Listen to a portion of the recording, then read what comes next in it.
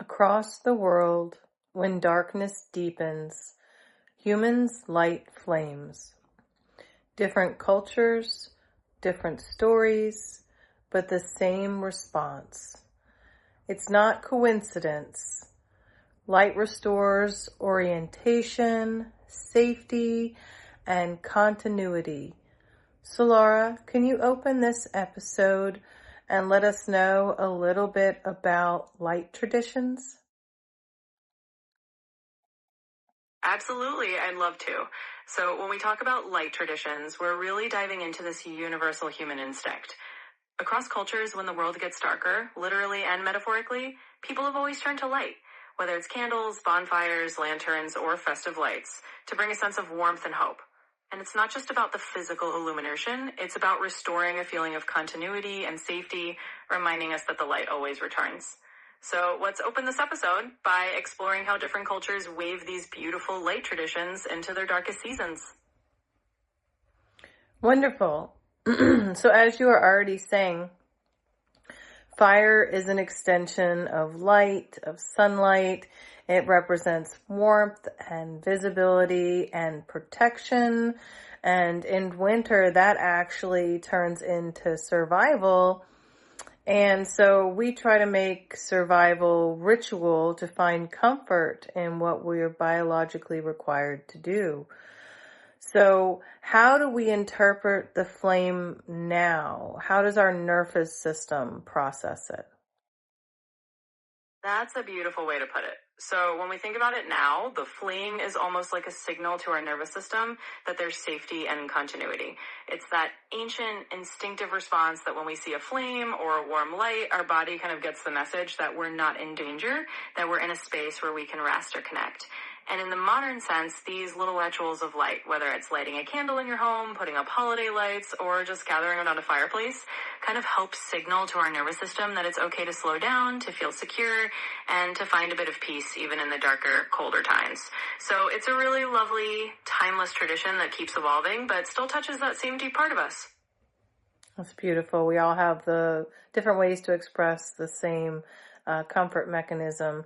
This year was the first year that we put Christmas lights on our house, and it was absolutely magical. It definitely is a feeling from inside.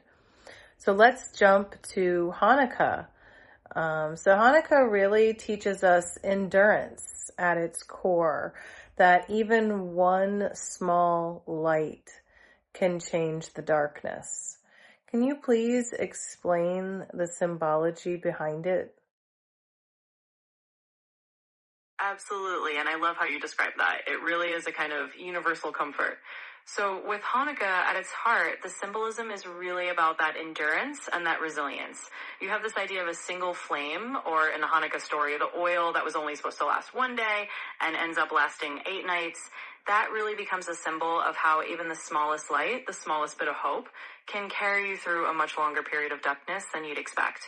And symbolically, it's a reminder that endurance isn't just about having this huge bonfire. It's about tending even a small light and letting that be enough to get you through.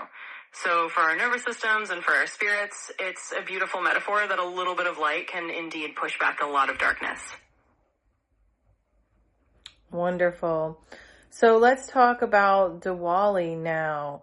Diwali celebrates light's victory over darkness, clarity over confusion. How does it reinforce illumination's return during uncertainty? Absolutely. Let's dive into that. So Diwali is this gorgeous festival that really emphasizes the triumph of light over darkness in a very celebratory way. And it's not just about physical light. It's about the idea that clarity and understanding will eventually win out over confusion and uncertainty. So when people light lamps and set off fireworks, it's really a symbolic act of saying that even in times of confusion or when things feel a little bit murky, we trust that the light will return and that we can find our way again. In a deeper sense, it reassures our nervous system that light, or you could say wisdom and hope, is always going to have a place to come back to. So it's this beautiful celebration of illumination returning, and it gives people that sense of continuity and reassurance that even in uncertain times, light and clarity are going to come back around. Beautiful. let's talk about our nervous system for a little bit. So, light signals safety to our brain. It helps to regulate our circadian rhythm and our emotional tones. What symbols of light do we use to stabilize our bodies when we're under this emotional stress of winter? Absolutely. Let's get into that. So our nervous system really does respond to light as a kind of signal of safety and stability. And when we're in those darker, colder months, we tend to bring in all these little symbols of light to help stabilize ourselves. So it could be as simple as lighting candles at home, using soft ambient lighting in the evenings, or even putting up those holiday lights that just kind of twinkle and give you that gentle glow. All of these little light sources act almost like a reassurance to your body and your brain that it's okay, that there's warmth, there's safety, there's a sense of continuity, and all of that helps regulate not just your circadian rhythm, but also your emotional state. So in the winter, when things can feel a little bit heavier, these light rituals are a really lovely way to kind of keep us feeling balanced and a little more at ease. Beautiful. So let's talk about the flame as a symbol. So life is proof that darkness is not absolute. So how does it symbolize our diminished selves right now? Yeah, absolutely. So the flame is such a powerful symbol because it really shows us that even in the deepest darkness, just one little bit of light proves that the darkness isn't all there is. And in terms of our diminished selves, those times when we feel a little run down or we feel like we're in a season where we don't have as much energy or brightness, the flame is a reminder that even a little bit of light is meaningful. It shows us that we still have that spark inside and that darkness never fully takes over. So symbolically, it's like that flame represents the part of ourselves that endures and that still shines even when things feel a little dim. And it's a beautiful reminder that our light is never truly gone. It just sometimes needs a little tending. To live in a small flame can be enough to guide us through. Yes, and we'll get into that a little bit in the next episode. But before that, let's talk about how all cultures are experiencing the same planetary shifts at the same time.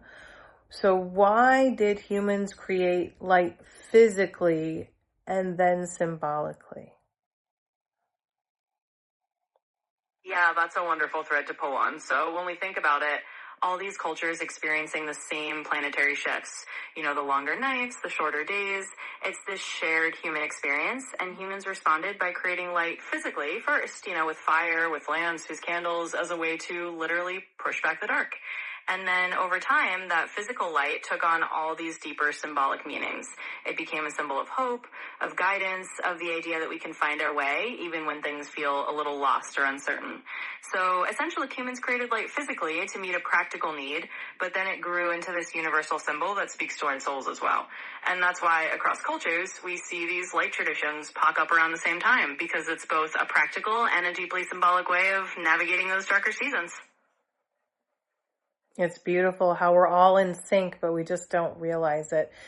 So let's go ahead and wrap this episode up. I'd like to ask you to please like and subscribe. Leave us a comment below. We love to see you Wayfinders participate. We love to know how you're feeling today, especially in this season. Just reach out. We'd love to hear from you. We appreciate all of your time and all of your presence. So today I will close with light traditions. They calm our body, they orientate our mind, and above all, they tell us that darkness isn't the end of the story. So with that, Solara, I would like you to give us your special little sprinkle on top. What do you have that nobody else does? And then please tease the next episode, which is episode 8, the psychology of winter. Absolutely, and that was so beautifully said. So here's my little sprinkle on top. Remember that each light you kindle, whether it's a candle on your windowsill or the spark of warmth in your own heart, is a reflection that you're part of this greater, beautifully connected human story. And no matter how dark it gets, that little flame you tend is a reminder that we're all in this together, even if we don't always realize it. And as for our next episode, episode 8, The Psychology of Winter, we're going to dive into what winter does to our minds and how the season shapes our thoughts, our emotions, and our inner landscapes. So stay tuned, Wayfinders. We're so excited to keep exploring with you. We'll see you next time.